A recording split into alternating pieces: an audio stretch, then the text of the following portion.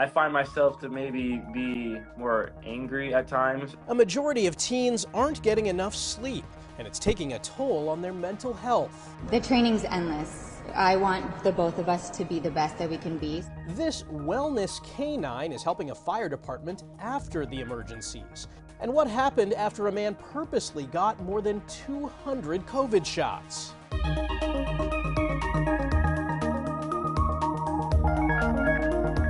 Welcome to Eye on Health, where we focus on stories that affect your physical and mental well-being.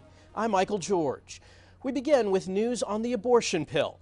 Following a rule change at the FDA, the two biggest pharmacy chains in the U.S., Walgreens and CVS, will start selling mifepristone in several states. So it really does open up avenues for women to access. CBS News medical contributor Dr. Celine Gounder discussed this development on CBS Mornings. Still need a prescription. So this is not over the counter, to be very clear. You still need a prescription. But in the past, access has been either through specialty clinics, which stock the medication, or through telemedicine and mail order pharmacy. The cash price for mifepristone is expected to be about $79, although some women will be able to use health insurance to purchase the drug. Mifepristone is part of a two-drug regimen along with misoprostol, which is already available for patients with a prescription. So medication abortions start with 1 dose of mifepristone, followed by 4 tablets of misoprostol 1 to 2 days later. So it's a 2 medication combination.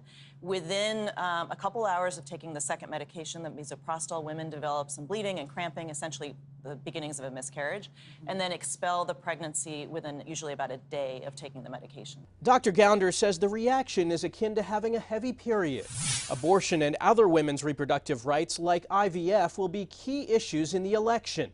State lawmakers in Alabama passed a bill that would protect fertility clinics from civil and criminal penalties. SB 159 has passed. The act was necessary after the state's controversial Supreme Court ruling left clinics fearful they could be held criminally liable for the damage or death of an embryo. We'll see how this all shakes out. Dr. Andrew Harper is the medical director at Huntsville Reproductive Medicine in Alabama. His practice continued performing IVF, but stopped discarding embryos while the politicians fight it out. We don't do the heavy lifting, it's the patients, and we provide little assistance. And I'm the clinician, I'm just here to help patients, so I'm gonna let them settle all that. Illinois Senator Tammy Duckworth, who had 2 children through IVF, thinks the Alabama legislation creates more questions than answers. It does not address the issue of, is a fertilized egg a human being, an extrauterine child, in the words of the Alabama Supreme Court, with equal or even greater rights than the person who's going to carry it. IVF clinics that closed after the Supreme Court ruling say they're reopening. Looking abroad at women's health, France is the first country in the world to enshrine abortion rights into its constitution. The country's parliament overwhelmingly approved the bill, 780 to 72, and nearly the entire joint session stood in a long-standing ovation.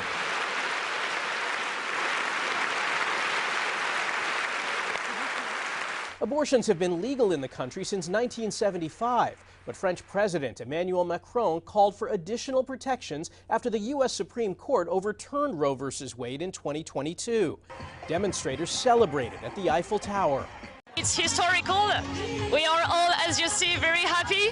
And for us, it's a fundamental right, and it has to be in the Constitution because you can always change the law. Poland and Malta are the only members of the European Union with major restrictions on abortions. Scientists believe bird flu is to blame for thousands of seal pup deaths in South America late last year. The risk of the virus jumping to humans is low, but as Bradley Blackburn reports, this should be a wake-up call for action. Along the rugged coast of western Argentina, dying elephant seals filled the beaches last year, a sight that horrified researcher Valeria Falabella. Someone described it as apocalyptic. She and her colleagues estimate 18,000 dead, most of them pups. More than 95% of the seals born here in 2023 did not survive. This kind of mortality is completely new for us. H5N1, the virus known as avian influenza, has been circulating in birds for decades. Last year's sky-high egg prices were due to a 2022 outbreak that affected 58 million chickens in the U.S. alone. There have been cases where the virus spreads from infected birds to mammals. Now researchers fear it may be moving from one mammal to another. You feel like it's likely? I think it's quite likely. Humans visit the sea edge. Dr. Chris Walzer with the Wildlife Conservation Society in New York says we need better tracking of viruses in animals to better protect humans. This avian influenza outbreak in the last 3 years has been one of the largest threats to wildlife globally. We just can't wait for it to hit human populations. We need to be working upstream to look at what's happening in these wildlife populations. He says the risk remains low, but the virus is changing quickly. These images should be a warning to governments. We really need to be on it to see, is the virus acquiring new traits that could create a problem for us humans? This virus has the potential to be a pandemic. Absolutely. In Argentina, they will be counting the seals again this year, hoping for a better outcome. I will never thought that I will have this kind of sight in my life. Watching for signs of a spreading virus. Bradley Blackburn, CBS News, New York. Staying with concerning news on animal health, there's a critical shortage of veterinarians across this country, especially in parts of the rural West. In northern Arizona, Chris Van Cleve found a volunteer-led effort to ease the strain. Across the Navajo Nation's 27,000 square miles, spread over 3 western states, there is a healthcare crisis playing out on their rural desert lands. There's an estimated 500,000 dogs and cats, many free roaming, and only about 3 veterinarians. Thank you guys for coming out and helping our dogs. Volunteers from the Parker Project and Banfield Pet Hospitals across the U.S. make regular trips to the Navajo Nation. Hi, pup. Let's go get some vaccines. Yeah. Going door to door, checking on pets, offering vaccinations, and regular pop-up clinics providing treatment and helping spay or neuter around 7,500 pets a year. I saw all kinds of happy young dogs. I saw, adult animals. It's okay. That just needed vaccines, and I saw really gracious, happy to interact with us owners and locals. Nationwide, there are signs of a veterinary shortage. Costs are rising, and some estimates say the U.S. could be up to 24,000 vets short by 2030. For dogs like Ruby, getting veterinary care can be a bit of a challenge up here in northeastern Arizona. There's one vet nearby, but with limited hours, and otherwise, it's a several-hour drive to a veterinarian. It's a long drive. I don't know if it's worth it, but same time, dogs and cats been, in your family for so long. They love you and we love them, so. Iton Red King's family has 4 dogs and a cat running around their home. Checking on Blue. Ouchie, what happened? The medical team spots a potential infection they can start treating at the weekend's clinic. Every time I hear about this, I would, take all of our dogs and get them vaccinated. The Banfield Foundation has handed out $19 million in grants over the last 7 years to help community groups across the country buy more mobile care units and provide services to animals in need. Good job, bud. Since 2021, $1.3 million has gone to helping pets in Native American communities across 11 states. So far this year, that's meant care for nearly 24,000 animals. If you guys weren't out here doing this, would these dogs and cats get the care they got? I don't think so. Lacey Frame is a licensed veterinary tech who manages the foundation's field clinics. Coming out here, they don't have access to that care, and being able to use my skills to help make a difference for the pets that wouldn't have gotten care otherwise became very important to me. That difference means pets like Ruby are now checked, fully vaccinated, and ready for a little extra affection. Good job. Chris Van Cleve, CBS News, outside Page, Arizona. If you're the parent of a teenager, you know they're not getting enough sleep. New study results detail how lack of sleep can be harmful to a teen's mental health. And I spoke with one teen who's struggling to find time to unwind. 16-year-old Dom Salibi is trying to balance school, homework, and sports. One thing that's hard to find time for, sleep. When you don't get enough sleep, how does that affect you? I think that towards the end of the day in school, I start to get really tired, and it's very hard for me to pay attention to what I need to learn in class. Dom says a lack of sleep can also affect him emotionally. Yeah, it does impact my mental health. I find myself to maybe be more angry at times when I don't get enough sleep. The National Sleep Foundation's Sleep in America poll finds 8 in 10 teens aren't getting enough sleep. We see that the typical teen is getting an F for their practice of healthy sleep behaviors. Dr. Joseph Derzhevsky says the survey also shows teens who have trouble falling or staying asleep have significantly more symptoms of depression. Teens who are getting that ever important 8 to 10 hours of sleep on school nights were less likely to experience depressive symptoms than teens who were not getting the 8 to 10 hours on school nights. Sleep is even more important for teens because their circadian rhythms change at that age. But there are things young people can do to improve their night's rest. Exercise more, don't eat heavy meals right before bed, and put away the phone when it's time for sleep. Dom and his mother Latavia admit that's not easy. It's something that I've just gotten used to over the years, is just being on my phone. I personally don't like the fact that he has his phone before he goes to bed, but he says that it helps him sleep here. I don't believe that. Just a few more hours of Z's can help everyone wake up in a brighter mood. Coming up, a new report highlights the growing obesity problem and how a pacemaker-like device in the brain is treating depression.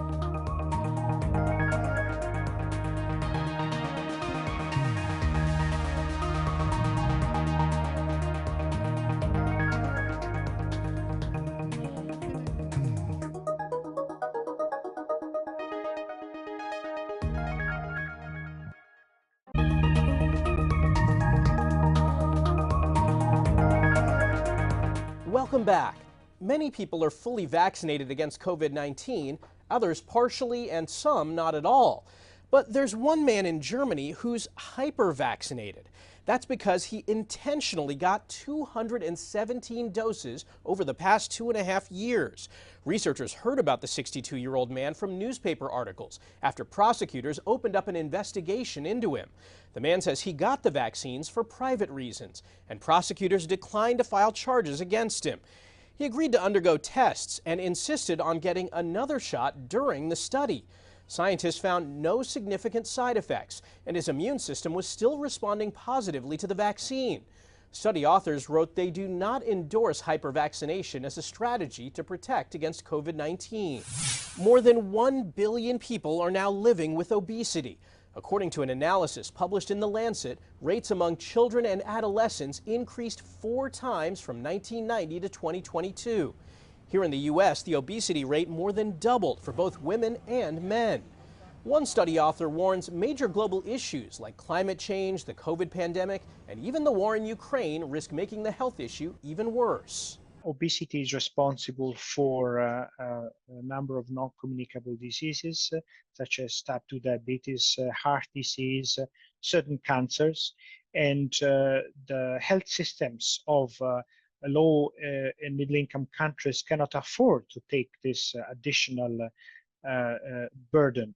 The World Health Organization contributed to the data collection and analysis of this study. Officials blame a shift to highly processed foods that may be cheaper, but are also higher in fat, sugar, and salt. This transition has not been governed by public policies. So we have not been able to see an increase in the availability and affordability of healthier diets. Healthy diets are expensive. The report found rates of undernutrition have dropped, though it's still at concerning levels, particularly in Southeast Asia and Sub-Saharan Africa. Aside from fighting obesity with diet and exercise, weight loss drugs have become extremely popular in the past few years. Doctors are seeing a surprising side effect, a diminished craving for alcohol. Janet Shamlian looks into the possibility that those drugs could someday be used to treat alcohol addiction. You want to see this tree? Megan Johnston started taking semaglutide last year. That's the medication in weight loss drugs like Wegovy. You took the medication thinking, I'm going to lose weight or I want to drink less? It was definitely that I wanted to lose weight. But, you know, I thought if I can drink less, even better. The 38-year-old Arlington, Virginia real estate agent says she gained 30 pounds during the pandemic and was drinking more too. My checkup last year, I remember telling my doctor I was drinking upwards of 15 drinks a week. And now? Some weeks none. Last week was 1, maybe average 3. Johnston is among many patients who've reported fewer cravings for alcohol while taking semaglutide for weight loss. What kind of a game changer would this be? If it turns out that this medication is safe and effective for treating addiction, this would become really the largest and most widely used pharmacotherapy for addiction medicine that's ever been developed. Kyle Simmons is running one of several clinical trials currently underway to examine whether semaglutide reduces cravings for alcohol. This region is exhibiting greater activity in this participant. He says the drug affects the brain and appears to remove the pleasure received from drinking alcohol. What would you say to people who want to take these drugs now to decrease alcohol consumption? We just don't know yet whether or not the medication is safe and effective for the treatment of alcohol use disorder. Johnston says she lost 45 pounds over 7 months and cut her drinking by 75%. Do you still join your friends for cocktails or go to a bar? Absolutely, or I have them over and I'll make them a drink, and sometimes they'll have one and sometimes they won't. A weight loss drug with, for some, a welcome buzzkill. Janet Shamlian, CBS News, Arlington, Virginia. Researchers are using deep brain stimulation to treat the most severe forms of depression. Doctors are comparing the experimental treatment to a pacemaker for the brain. We hear from one woman who was blown away by the results. Emily Hollenbeck suffers from severe depression that often left her barely able to move. My family has a very long history with mental illness and depression specifically. My parents actually both took their lives before I was 30. Hollenbeck tried everything from medication to electroconvulsive therapy before having electrodes implanted in her brain. At first I was blown away because the concept of it seemed so just intense, like it's brain surgery. She's now one of a few hundred people treated with deep brain stimulation for depression. Dr. Brian Coppell directs Mount Sinai's Center for Neuromodulation. Very, very simply, DBS, deep brain stimulation, is a pacemaker for the brain. It is giving small amounts of current. We deliver it at 130 hertz, and it's on all the time. Hollenbeck says the effects were almost immediate. The heaviness lifted, and she was able to find pleasure in the everyday. Is there a cafe or a cool restaurant? Like, these things wouldn't even be on my radar with depression. They wouldn't even be possibilities. She regularly sends brain data to researchers, logging onto a tablet and placing a remote above the pacemaker-type device in her chest. Layers of data going from self-report, scales, to how you look, how you sound, how you move. Hollenbeck still takes medication for depression and needs ongoing care, but she's convinced of this. If I hadn't had DBS, I'm pretty sure I would not be alive today. Researchers hope DBS will soon be approved for millions of Americans with treatment-resistant depression. After the break, we'll introduce you to the man who has lived the longest after a heart transplant, and why starting a dialogue about menopause symptoms can help fight them.